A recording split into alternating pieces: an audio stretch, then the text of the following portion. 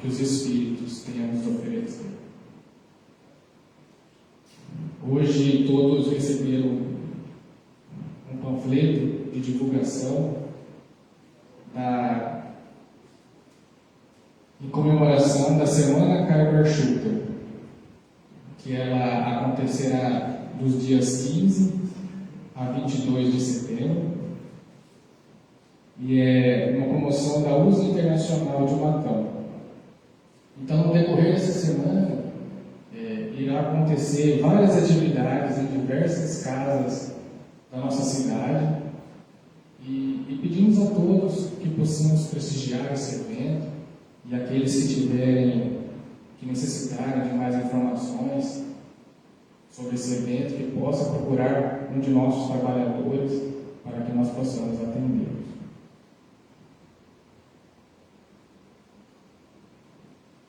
Gostaríamos de lembrar a todos também que foi iniciado em nossa casa, às terças-feiras, às 20 horas, um novo curso do ESD e do Estudo do Evangelho. Então, aquele que tiver interesse de se matricular em um desses cursos para conhecer mais a doutrina e poder, aos poucos, ir se aprofundando, que procure também um de nossos trabalhadores para que nós possamos dar maiores informações e fazer a matrícula de quem tiver interesse. E lembrá-los também que nós estamos com a nossa caixinha de vibrações, que vai substituir o antigo caderno. Então, aquele que quiser colocar o nome de alguém que saiba que esteja necessitando de vibrações, lá no fundo nós temos uma caixinha, temos papel, temos caneta, e pode colocar as informações e depositar o papel na urna. Se preferir, pode trazer também o nome com a pessoa, já de casa, e colocar na urna também, para receber as vibrações da nossa casa. Lembrando a todos que na próxima quarta-feira, dia 18, às 8 horas, nós teremos a palestra com Marcos Bassoli, e no dia 21, às 8 horas também, no sábado, nós teremos a palestra com o Dr. Raul Franco de Mello. E hoje nós temos a grata satisfação de receber em nossa casa o Márcio Correia, ele que é de São Carlos, trabalhador do Núcleo Kardecista Paz, Amor e Fraternidade, ele que é professor universitário aposentado, e falará conosco hoje a respeito do tema Jornada Evolutiva. Mas antes de passarmos a palavra para o Márcio, eu convido a todos para que possamos fazer uma oração.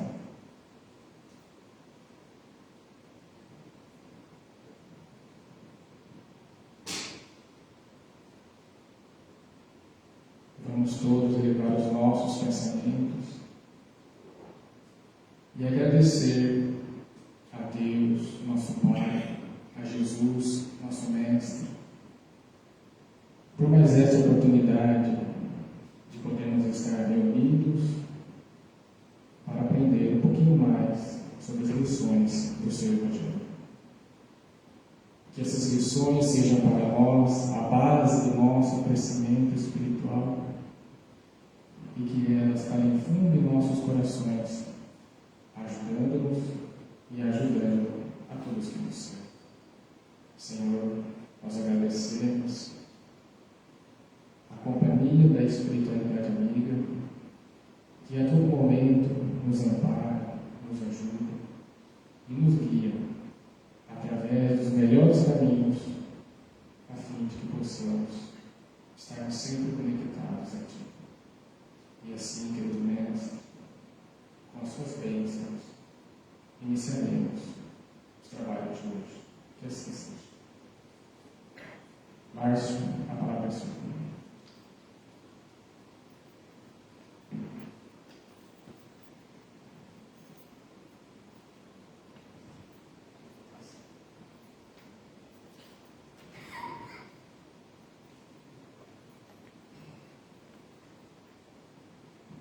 noite a todos. Gostaria de falar da minha alegria de voltar a essa casa mais uma vez. É sempre uma grata satisfação vir à casa de Caibá. Eu agradeço pelo convite na pessoa do Orson, que é quem acabou nos convidando. Hoje nós vamos fazer algumas reflexões com base em informações que temos da doutrina espírita e outras fontes que daqui a pouquinho eu vou declarar a respeito da nossa jornada evolutiva. A maneira como se dá, de uma forma resumida, a nossa evolução, o nosso crescimento. Nós sabemos, conforme o Livro dos Espíritos nos ensina, que estamos submetidos à lei do progresso, o que é algo maravilhoso, porque sabemos que hoje acordamos melhores do que dormimos ontem, e que amanhã vamos acordar melhores do que vamos dormir hoje. Então o progresso é essa coisa maravilhosa que nos impulsiona com os amplos recursos que o Criador nos oferece, inclusive tendo destacado um arcanjo para cuidar da nossa evolução, especificamente espíritos ligados ao planeta Terra, que hoje somos em cerca de quase 30 bilhões, com B de bola, né? Sendo que 8 bilhões estamos encarnados.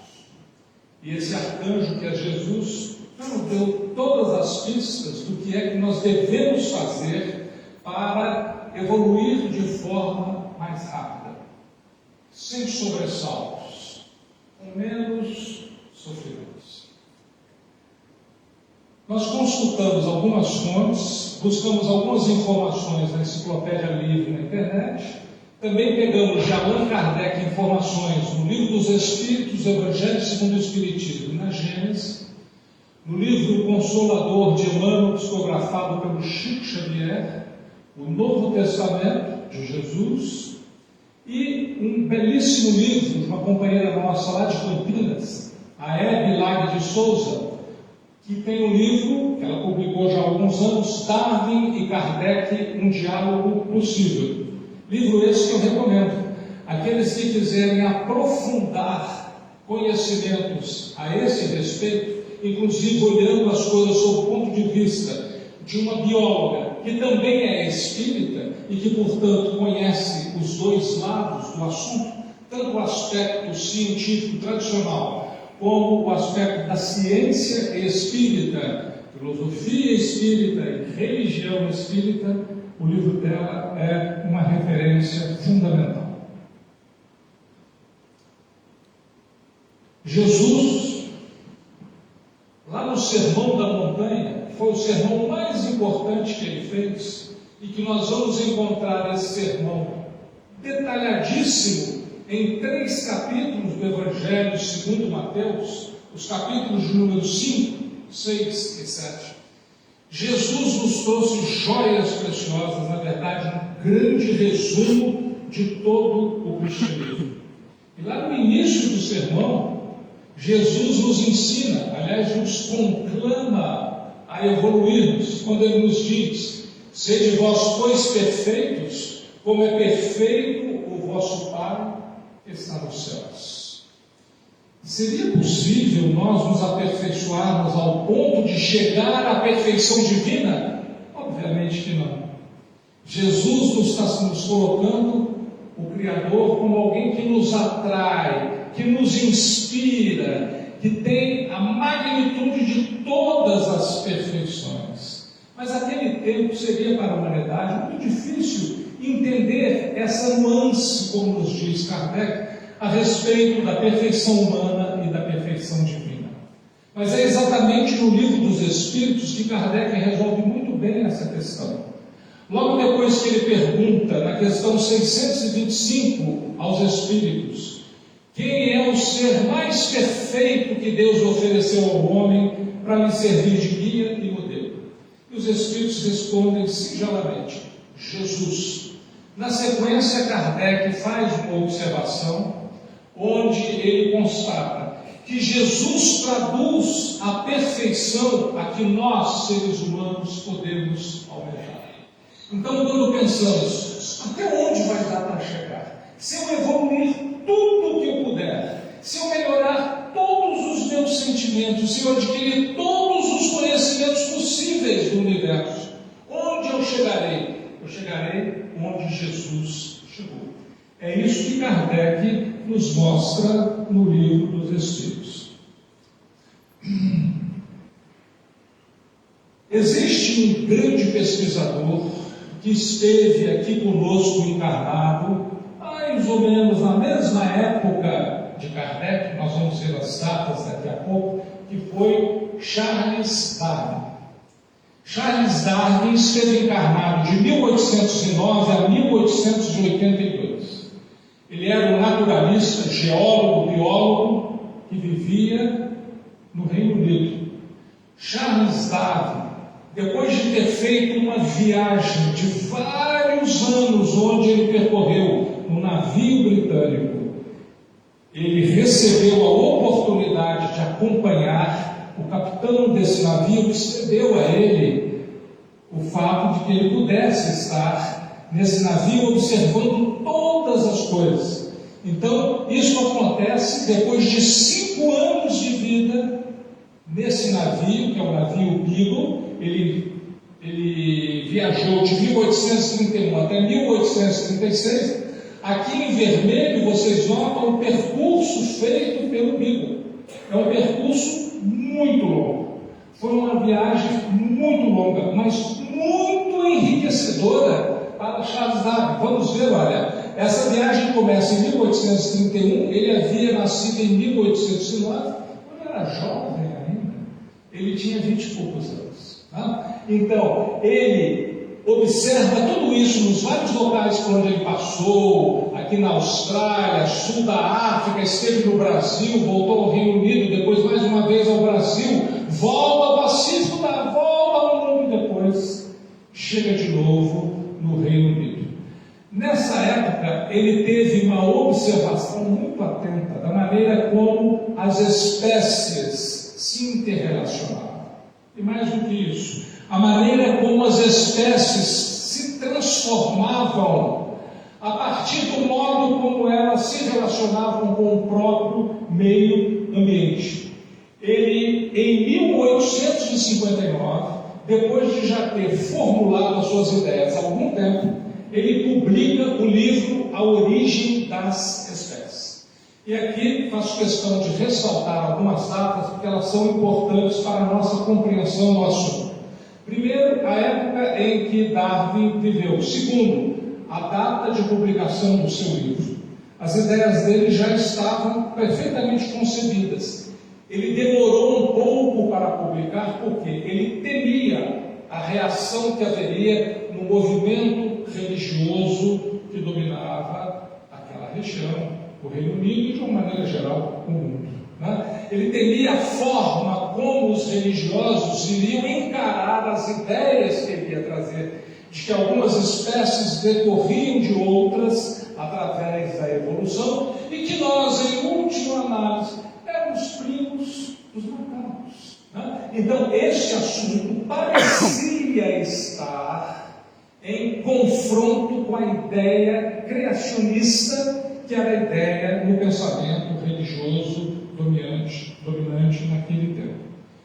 Darwin demorou a publicar, até que alguns dos seus amigos chegaram a ele e falaram: Charles, é melhor você publicar, porque outros pesquisadores já estão chegando a conclusões parecidas. Se algum outro publicar, eles vão ser os pais desse pensamento, dessa ideia. Então você vai perder a paternidade, você vai perder o ineditismo desse assunto em termos de publicação. Isso, para o pesquisador, é absolutamente fundamental. Posso garantir isso para vocês. Vivi 30 e tantos, quase 40 anos na academia, trabalhando na USP, e eu sei o quanto que publicar e apresentar primeiro uma ideia é absolutamente fundamental para o mundo científico. Mas Darwin foi um enorme trabalhador. A concepção, a ideia do que era a biologia antes e o que passou a ser depois, das suas observações e da maneira como ele apresentou, não apenas, mas principalmente nesse livro, a origem das espécies, mudou absolutamente tudo sob o ponto de vista biológico. Allan Kardec, o codificador da doutrina espírita, viveu mais ou menos na mesma época, nasceu um pouquinho antes e desencarnou também um pouco antes de Charles Darwin. Allan Kardec esteve aqui conosco encarnado de 1804 a 1869. Então nós notamos como que isso aconteceu no século XIX, tanto quanto a encarnação do Charles Darwin. Então, nós percebemos que, não apenas no aspecto da grande revelação trazida pela doutrina espírita, mas também no ramo da ciência, do conhecimento humano de uma maneira geral, vários espíritos vieram ao mundo para trazer contribuições importantes, para receber as intuições do plano espiritual e ajudar a alavancar o conhecimento humano aqui no nosso mundo. Não temos a menor dúvida de que Charles Darwin foi um desses grandes trabalhadores que impulsionou muito o conhecimento humano para todos nós. Quando foi que o Livro dos Espíritos foi publicado? 1857, observe, 2 anos antes da publicação de Charles Darwin. Por que estamos registrando isso? Para observarmos o paralelo que vamos fazer entre aquilo que Darwin apresenta e aquilo que os espíritos apresentam na doutrina espírita, num conceito bem mais amplo da evolução. Apenas 2 anos separam a publicação destes 2 grandes livros. No Livro dos Espíritos, em resposta à questão 540, tem algo absolutamente maravilhoso que os Espíritos trazem para toda a humanidade. Vamos ver um trechinho. Os Espíritos dizem: é assim que tudo serve, que tudo se encadeia na natureza, desde o átomo primitivo até o arcanjo, que também começou por ser átomo. Admirável lei de harmonia que o vosso acanhado Espírito ainda não pode aprender em seu conjunto. Então os Espíritos apresentam aqui, 2 anos antes de Darwin falar sobre a origem das espécies, os Espíritos apresentam uma dimensão universal da evolução. Até chegar à condição do que o ser pode mais evoluído atingir, que é a condição de arcanjo, um Cristo. Até quando começou um elemento lá primitivo, o átomo. Observe, nós estamos no século XIX. Talvez, se essa comunicação viesse hoje, os Espíritos não falariam em átomos. Talvez falassem nas partículas que estão dentro do átomo, que compõem o átomo, as chamadas partículas subatômicas. O importante é nós observarmos a ligação que eles fazem do átomo ao arcanjo, que um dia começou por ser átomo. Tudo se encadeia no universo. Então a questão da evolução que está aí colocada sob um ponto de vista absolutamente amplo e geral, valendo não apenas na Terra, valendo no universo como um todo. Notem que os Espíritos são bondosos conosco, porque eles mesmos dizem que essa ideia, para nós concebermos o conjunto, seria difícil, mas que nós precisamos batalhar por isso. Nós precisamos ir sempre buscando a compreensão dessa ideia dentro de nós, para que nós possamos compreendê-la integralmente. Ou seja, um dia fomos átomos, e um dia lá no futuro seremos arcanjos. Graças a quem? Graças a Deus, com toda a sua misericórdia.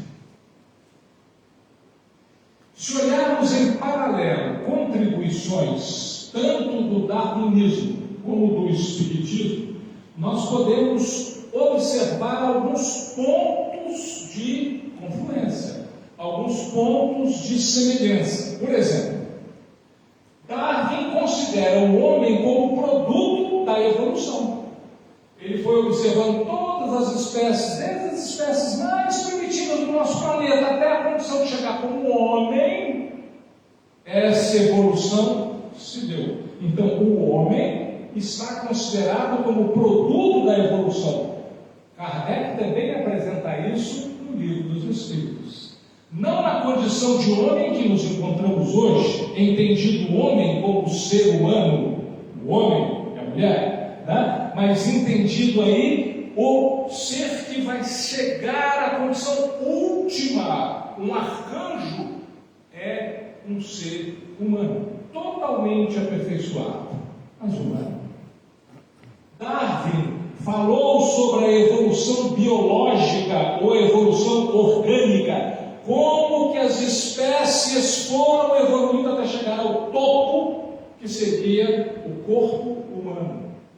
Kardec apresenta uma evolução espiritual, muito mais ampla, mas em cada globo, como o nosso aqui, na Terra, necessitando passar pela evolução orgânica, até a condição de nascer como ser humano. Nós antes passamos como princípio inteligente em formas mais primitivas. Então, essa evolução do princípio humano até chegar à condição do princípio inteligente, até chegar à condição humana, se dá também através da própria ocupação das diversas espécies. Então, notem como existe similaridade, apesar da colocação feita pelos Espíritos ser muito mais ampla. E aqui não vai ter nenhum ao trabalho de Charles Darwin, pelo contrário, foi um gigante da ciência, mas ele estava observando as espécies desse planeta e o fez muito bem.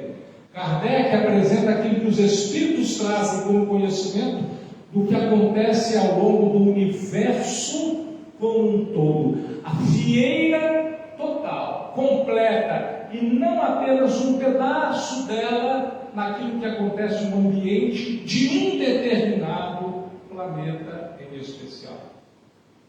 Darwin fala da evolução de espécies na Terra.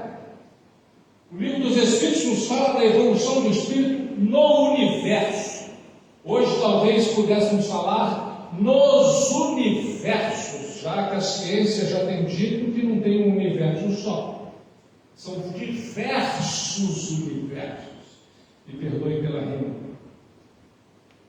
Darwin disse que o mecanismo biológico da evolução era a seleção natural, que nós vamos lembrar daqui a pouco brevemente. Kardec mostrou com o Espiritismo que o mecanismo espiritual de evolução, basicamente, assim pudermos resumir, estabelece dois conceitos. O primeiro deles, a reencarnação, e o segundo, a lei de causa e efeito. Passamos por múltiplas existências e elas estão interconectadas pela lei de causa e efeito. Ou seja, nós somos hoje o produto daquilo que acumulamos ao longo das nossas existências anteriores. Aquilo que fizemos no passado determina aquilo que somos hoje. Aquilo que estamos fazendo hoje vai estabelecer aquilo que nós seremos amanhã. A lei de causa e efeito regula tudo isso, como nós vamos lembrar daqui a pouquinho. Vamos recordar brevemente a noção de seleção natural trazida por Charles Darwin.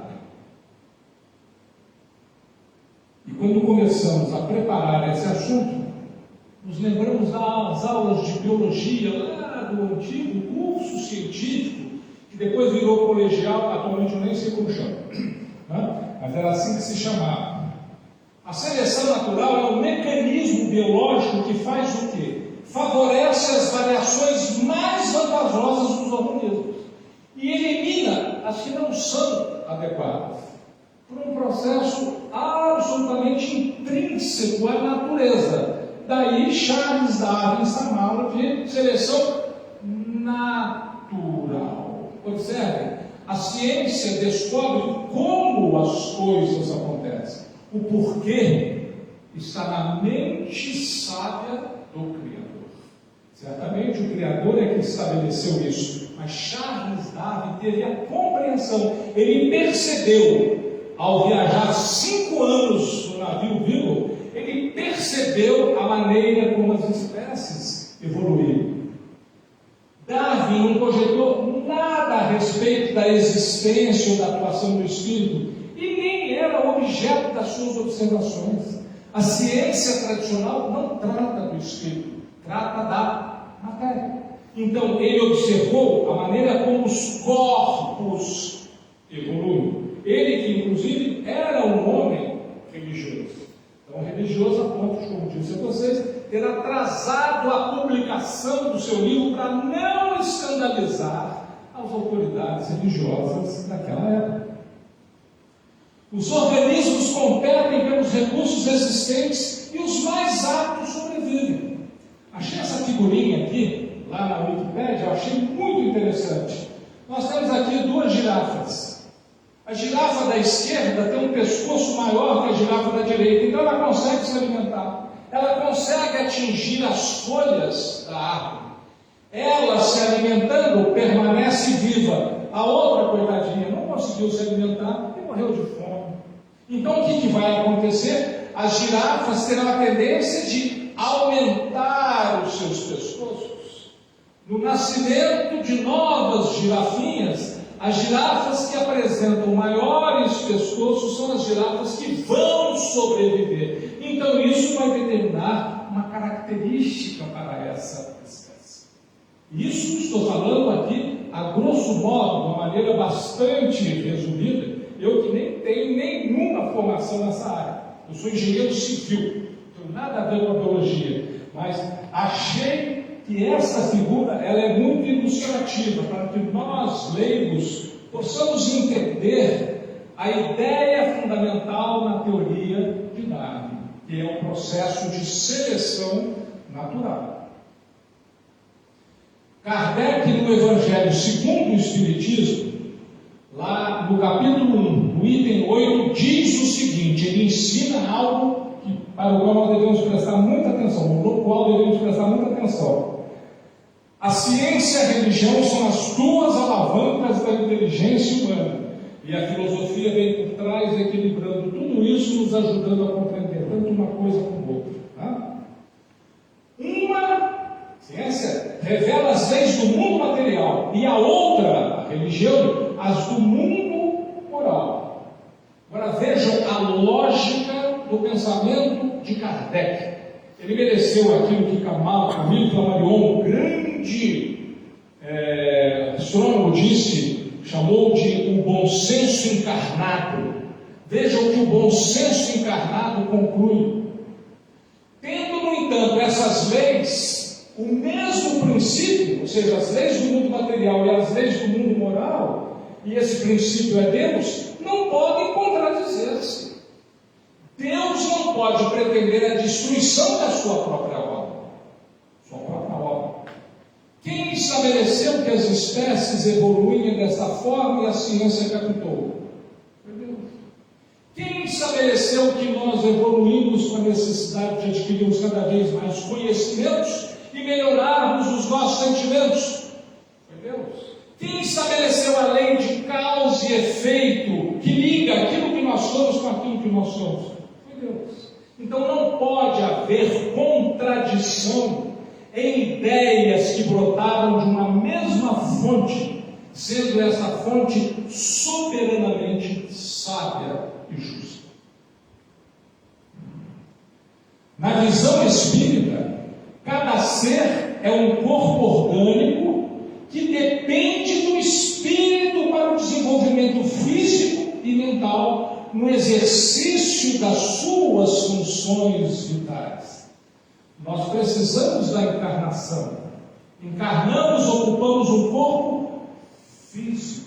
Esse corpo físico hoje está muito melhor do que ele foi há 500 mil anos atrás, 100 mil anos atrás, 50 mil anos atrás, assim por diante. Ou seja, esses corpos estão evoluindo à medida em que o espírito vai trazendo e vai interagindo com a própria matéria. Nós precisamos do corpo físico como elemento para estabelecer a nossa personalidade em cada encarnação. Nós que somos uma individualidade que já existíamos antes e continuaremos a existir depois do corpo físico, precisamos do corpo físico para a nossa evolução. A teoria da evolução ganha muito com o conceito do princípio inteligente, trazido pelo Espiritismo, que vai evoluir até o ponto de chegar à condição de espírito humano, como decorrência da própria evolução espiritual. E o princípio inteligente estagia por algum tempo numa determinada forma, ganhando experiência.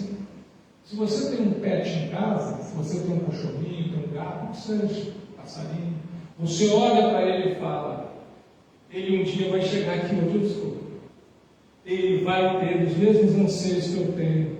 Também vai ter que pagar boletos todo mês. Vai passar por toda essa experiência. Aquele princípio inteligente está inclusive nos observando para que, através desse modelo, apesar de sermos tão ainda imprecisos, através desse modelo, ele ir melhorando os seus sentimentos, as suas sensações, a sua capacidade de entendimento. Isso se dá lá também nos seres bem primitivos, né? Então o princípio inteligente vai se desenvolvendo até chegar à condição humana.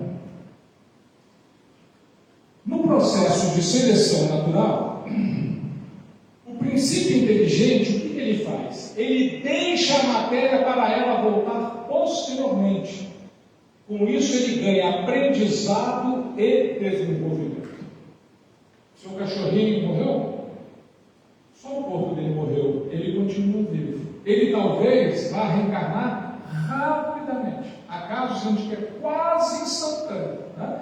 Eles voltam porque eles precisam ir adquirindo conhecimentos, evoluindo. Vou dar o exemplo do cachorro, porque essa é uma experiência que nós seres humanos temos muito próxima de nós, né? Então, eles estão em constante evolução para que possam chegar à condição humana. Amigos espirituais orientam, conduzem e amparam o princípio inteligente. Eles não fazem isso sozinhos. Eles não fazem isso sem coordenação. Eles fazem isso perfeitamente guiados, acompanhados.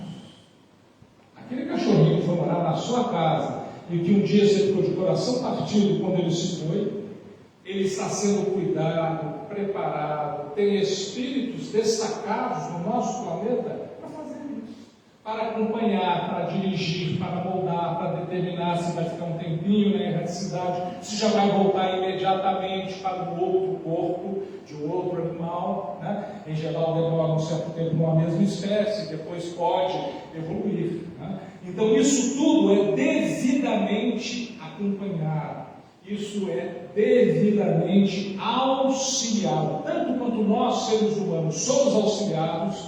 O princípio inteligente, por mais rudimentar que ele seja, ele também está sendo auxiliado no seu processo de evolução. O aparecimento da vida na Terra, bem como o processo evolutivo, é dirigido pelo princípio inteligente e é orientado pelas mãos invisíveis dos trabalhadores celestes. Nós não estamos percebendo, mas isso está acontecendo. Os nossos amigos espirituais cuidam dos princípios inteligentes, assim como eles nos ajudam a cuidar do clima.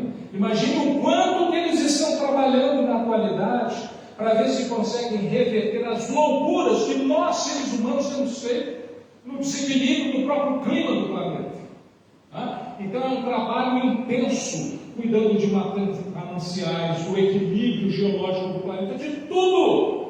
Tudo isso é devidamente feito por entidades muito desenvolvidas, entidades com uma capacidade tecnológica muito grande e perfeitamente afinados ao pensamento de Jesus, que em última análise é quem conduz todo esse processo e que cuida de todos nós, estejamos encarnados ou desencarnados nas imediações do nosso planeta.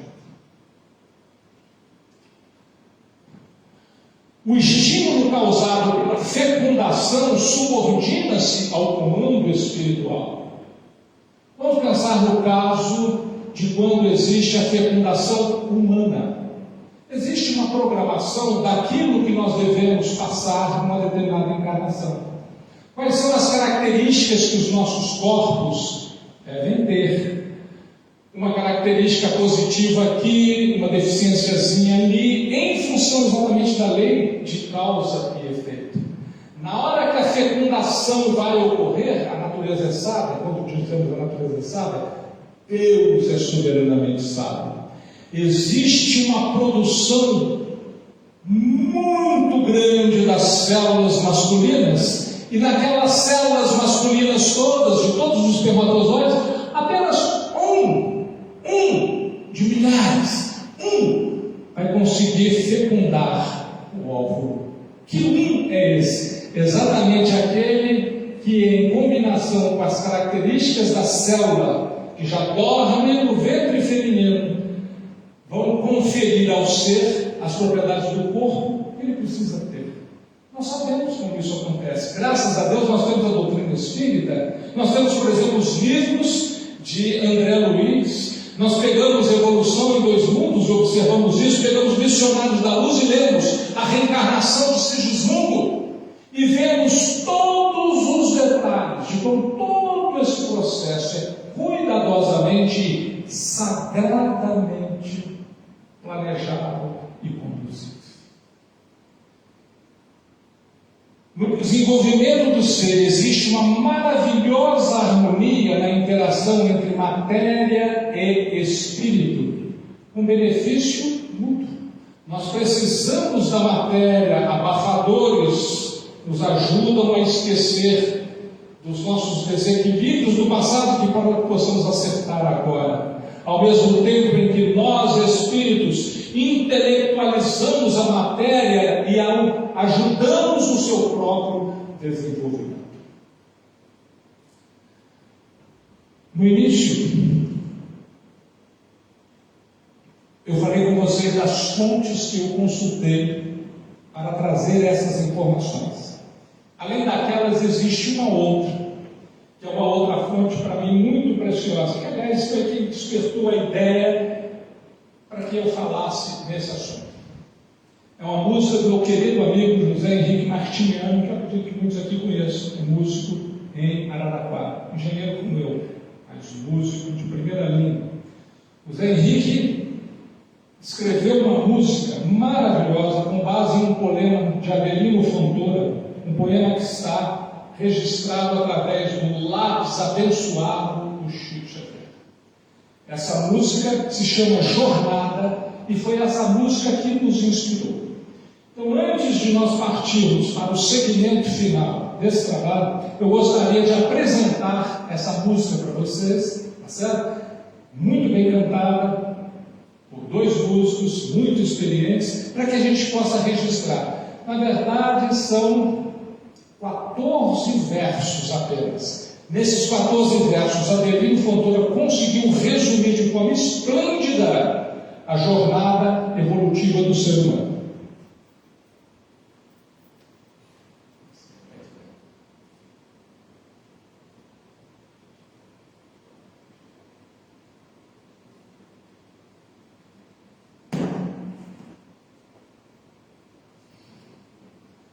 Preste atenção na letra, as legendas vão aparecer embaixo.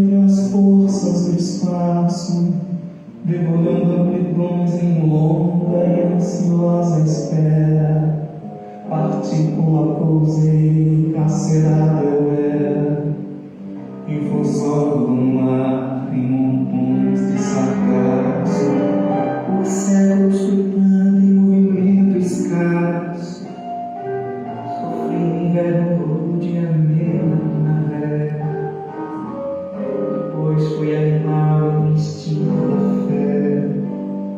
Achei a inteligência você na sua paz. Guardei por muito tempo a expressão dos gorilas, pondo mais fé nas mãos e mais luz nas pupilas, a lutar e chorar para então compreendê-las. Agora nem que sou teu fogo divino, vivo de corpo em corpo já destino, me leve a transpor o clarão das estrelas.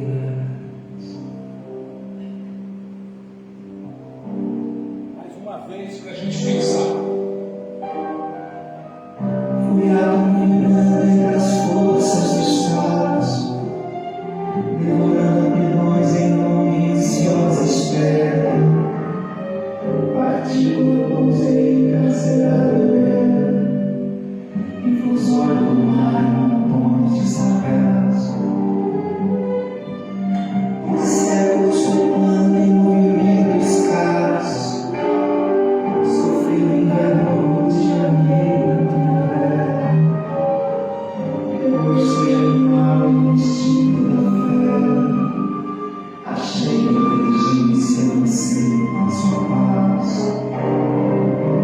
Guardei por muito tempo a expressão dos gorilas, pondo mais fé nas mãos e mais luz nas pupilas, lutar e chorar para então compreendê-las.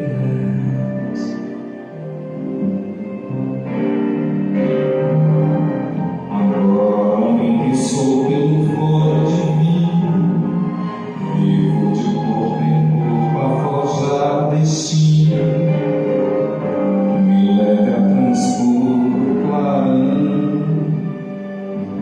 das estrelas.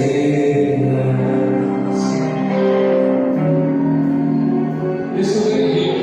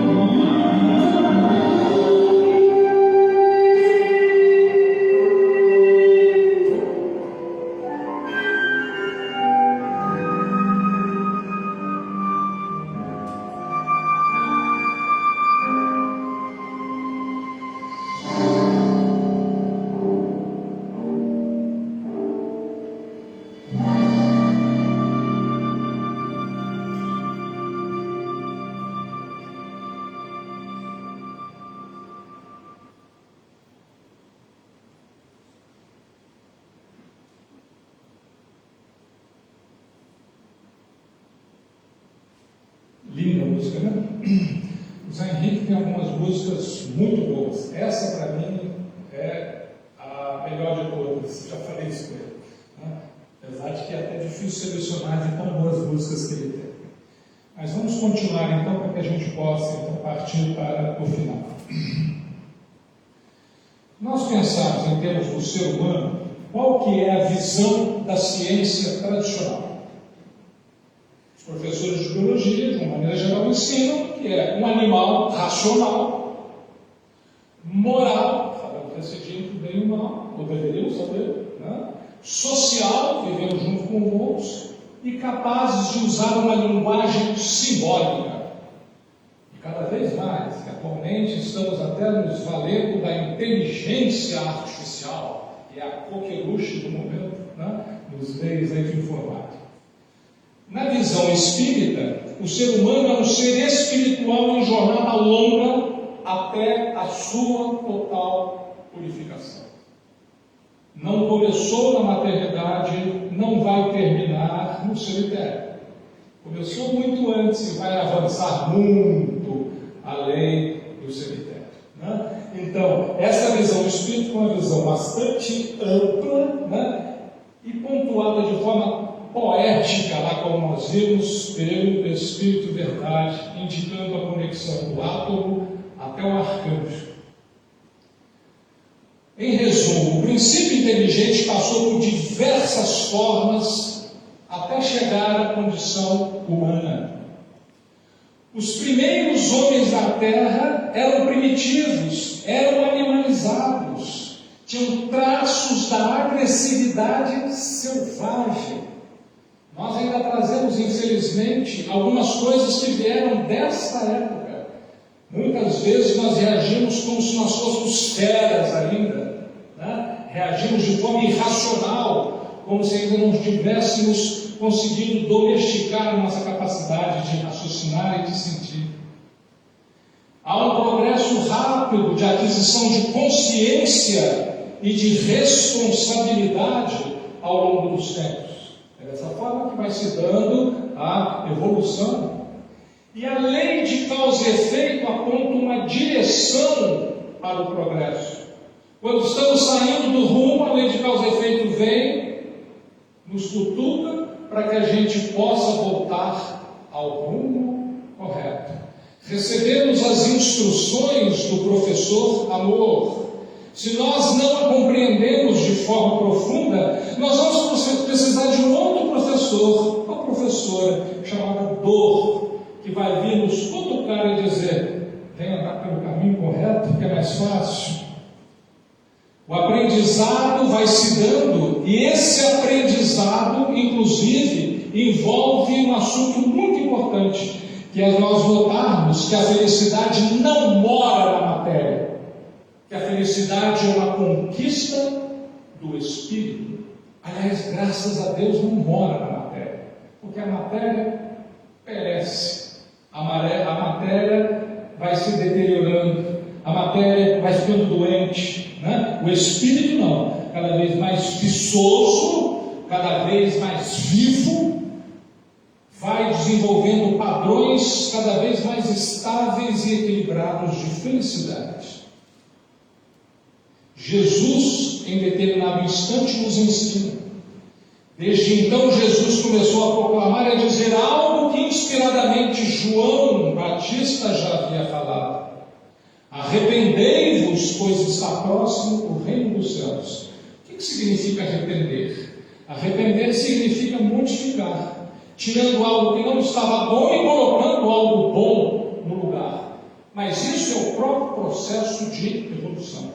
Então, o que Jesus está nos falando é: evoluam, cresçam, progridam. É isso que todo mundo precisa fazer. João, lá no capítulo 3, nos disse algo que Jesus ensinou.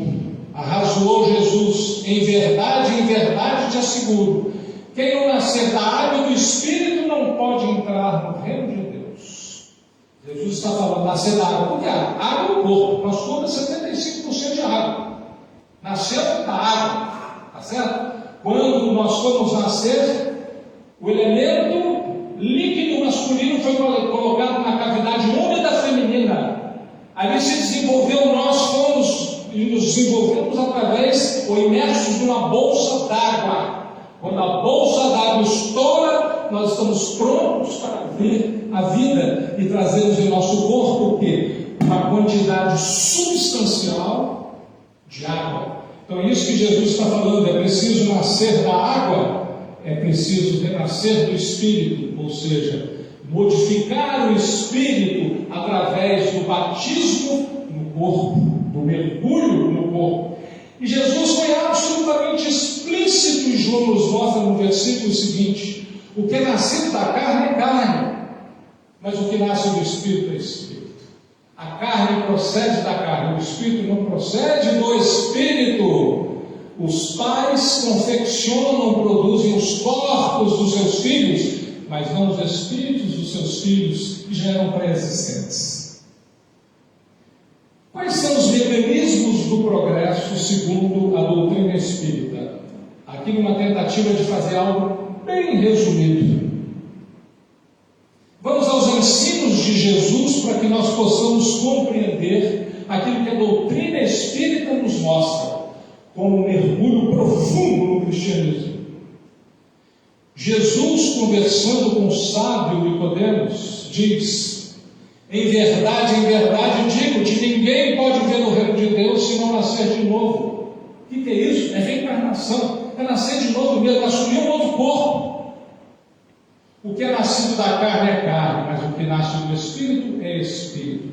Jesus está claramente mostrando a dualidade da nossa natureza, que depois Paulo, apóstolo, incorpora a terceira, que é o corpo espiritual, que Kardec resolve chamar de perispírito. Poderia ter chamado de corpo espiritual, adotando a própria nomenclatura de Paulo.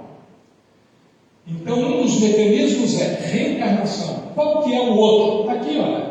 Jesus, depois de haver curado alguém, encontrou essa pessoa no templo. Veja o que Jesus fala com essa criatura. Depois Jesus encontrou no templo e disse-lhe: eis que já estás são.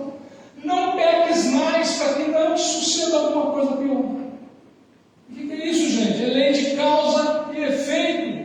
Jesus está dizendo: o seu mal, eu não sei se esse aqui era um paralítico, era um cego, não importa. O seu mal era fruto daquilo que você fez, dos seus pecados anteriores, dos seus desequilíbrios, da sua forma desarmoniosa de conduzir a vida. Não faça mais isso para que não te suceda coisa pior. Ou seja, se você plantar vento, você vai colher tempestade. É isso que Jesus nos ensina, mas isso nada mais é do que o resumo cristão da lei de causa e efeito. Portanto, me parece ser possível concluirmos que o mecanismo de evolução espiritual para nós se dá de duas formas: através de reencarnação, as reencarnações sucessivas, e através da lei de causa e efeito, que diz: podemos plantar o que nós quisermos, mas a colheita é obrigatória. Eu vou ter que colher aquilo que eu plantei.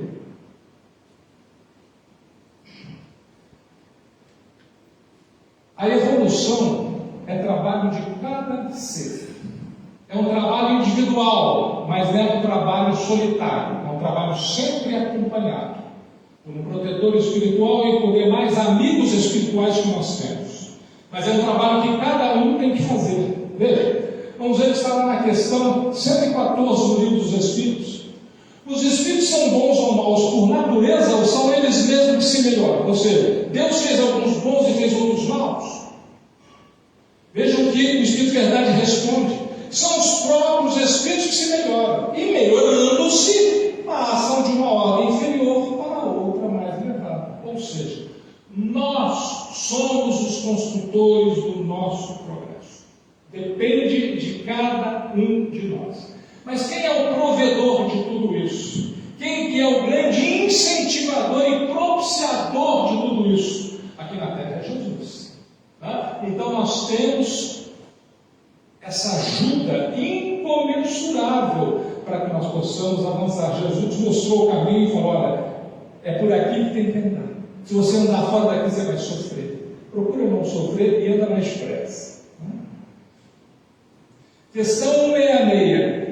Como pode a alma que não alcançou a perfeição durante a vida corpórea acabar de depurar-se? Sofrendo a prova de uma nova existência. Precisamos viver de novo. Precisamos passar por tudo outra vez. Reduz pelo Espírito 9 meses de praticamente estarmos num sono profundo para esquecermos aquilo que nós somos, para sermos melhores na presente existência. Questão 167. Qual é o fim objetivado com a reencarnação? Para que a gente reencarna? Só para ficar viajando para o plano espiritual e voltando para o planeta? É para isso? Só a terra. Expiação, ou seja, precisamos purgar os nossos defeitos, as nossas impurezas, melhoramento progressivo da humanidade. Sem isso, onde a justiça? Ou seja, se não fosse assim, como é que nós íamos poder entender a justiça divina? Quando na pré-adolescência, minha mãe ganhou um exemplar do Evangelho segundo o Espiritismo, e eu comecei a ler, eu pensei, é isso. Agora sim, eu que sempre fui religioso, era de uma outra religião. Eu que sempre fui religioso, olhei para aquilo e falei, agora eu consigo entender. Deus é justo. Questão 170. O que fica sendo o Espírito depois da sua última encarnação? Passamos por todas as encarnações, atingimos um máximo. A gente vira o quê? Espírito bem-aventurado. Puro Espírito. O que isso significa? Jesus. Arcanjo. Alguém totalmente aperfeiçoado e integrado ao Criador. Ao ponto de ele dizer aos nossos irmãos lá da Samaria, quando ele esteve lá, a minha comida é fazer a vontade do Pai. Ou seja, eu me alimento pela minha integração ao Pai Celestial. E Jesus nos fala de algo muito importante, e para isso nós precisamos prestar muita atenção, porque muitas vezes somos envolvidos pela carne, pelas coisas da matéria, e ficamos meio que embaralhados no nosso pensamento, e não podemos ficar. Veja que Jesus nos fala com toda clareza: olhai, guardai-vos de toda a avareza, porque a vida de alguém não está na abundância dos seus bens. A gente não precisa ter muita coisa. Mas é pecado eu ter alguma coisa? Não, problema nenhum. Você conquistou alguma coisa, ótimo, foi para o seu trabalho de forma honesta, maravilhoso, parabéns. Mas eu não posso ser possuído pelas coisas, possuir as coisas e utilizar como instrumento de trabalho, de evolução, etc. Perfeito, não tem problema nenhum, mas eu não posso ficar enganado por essas coisas e achar que o objetivo da vida são os bens materiais, até porque, como o Caipira fala muito bem, caixão não tem gaveta, nós não vamos levar nada de material. E aí vem a pergunta do Livro dos Espíritos, com a qual nós encerramos. Qual o maior obstáculo ao progresso? A nossa jornada, nós vamos melhorando, nós vamos progredindo. O que é que mais atrapalha essa nossa jornada? Quais são os grandes obstáculos desse processo? Os Espíritos respondem: o orgulho e o egoísmo. É por isso que Jesus nos falou para combatê-los. Refira o meu progresso moral, portanto, o intelectual se efetua sempre. Nós olhamos hoje. Nós temos recursos tecnológicos que a gente nem imagina. Certo? Se nós olharmos para 30 anos atrás, aquilo que nós temos hoje nós falamos com qualquer pessoa do planeta instantaneamente através da internet. Hoje nós temos uma medicina praticada com possibilidade de imagens e exames de enorme precisão. Hoje nós temos um monte de recursos, como nos fala Emmanuel. Nós sabemos sintetizar tecidos artificiais, só que tem gente morrendo de frio. Ou sabemos produzir alimentos sintéticos e tem gente desencarnando de fome. O que está acontecendo? Certamente um descompasso entre o progresso físico e espiritual ou moral, né? Então o progresso intelectual acontece sempre, nós estamos vendo aí, né? À primeira vista parece até mesmo que o progresso intelectual reduplica a atividade daqueles vícios, desenvolvendo a ambição e o gosto das riquezas. Jesus falou: cuidado, a felicidade não está nas riquezas, né? que a seu turno incita o homem a empreender pesquisas que lhe esclarecem o espírito. Assim é que tudo se prende no mundo moral como no mundo físico, e que do próprio mal pode nascer o bem. Vocês têm alguma dúvida que todo esse desequilíbrio climático que nós, seres humanos, criamos, estamos agora sofrendo as terríveis consequências, não vão gerar modificações de atitudes pessoais, nos administradores, nos pesquisadores, nos governos, no sentido de aprendermos a respeitar minimamente a obra maravilhosa de Jesus, que foi a construção desse planeta com o cenário da vida a pedido do Pai.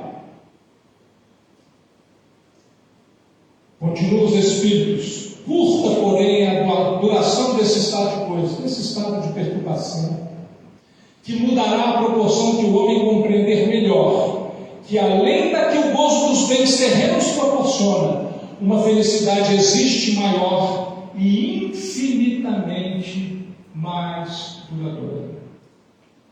Jesus não tinha um travesseiro para colocar para dormir.